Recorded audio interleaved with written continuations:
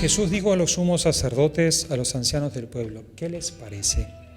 Un hombre tenía 2 hijos, y dirigiéndose al primero le dijo: Hijo, quiero que hoy vayas a trabajar a mi viña. Él respondió: no quiero. Pero después se arrepintió y fue.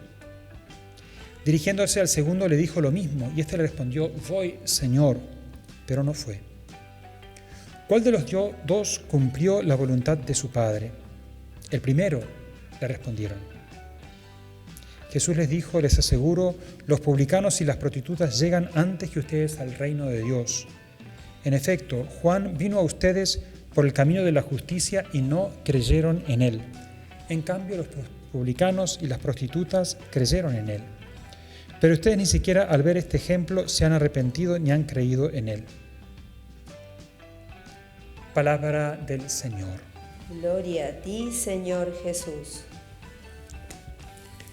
Estamos avanzando en el camino que nos lleva al encuentro con el Señor en la venida, en su venida, en la Navidad.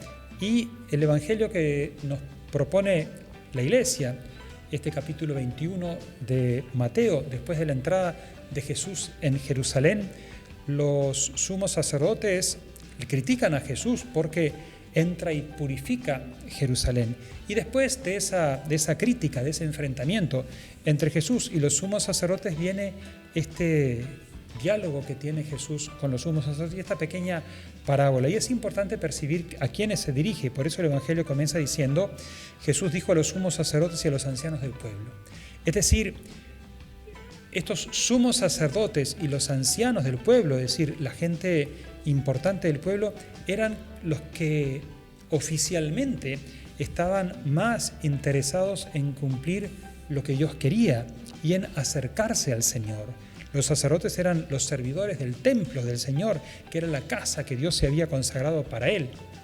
Y Jesús les hace esta parábola, que es una parábola que es autoimplicativa, porque cuando responden los sumos sacerdotes, de alguna manera quedan en evidencia qué es lo que está pasando. Un hombre tenía 2 hijos, le dijo a uno de ellos: voy a trabajar a mi viña, no quiero. Pero al final se arrepintió y fue.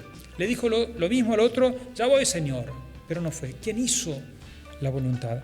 Entonces termina el tiempo de querer y empieza el tiempo de hacer. ¿Quién hizo? ¿Quién cumplió la voluntad del Padre?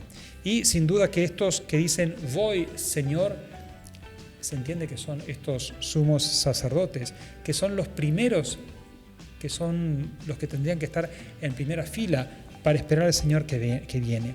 Y así como ellos rechazaron a Juan Bautista, así también rechazan a Jesús.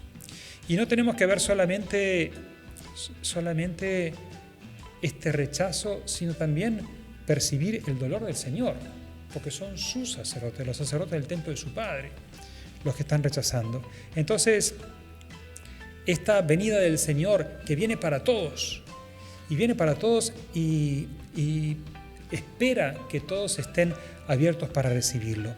Acá dice que los publicanos, aquellos que estaban cobrando los impuestos para Roma y que tenían una fama bastante venida a menos, justamente porque eran colaboracionistas con Roma, y por otro lado muchas veces se llevaban parte de la plata que cobraban, estos hombres despreciados por todos y las prostitutas también despreciadas van adelante, porque cuando viene Juan Bautista y les anuncia la conversión, le creen.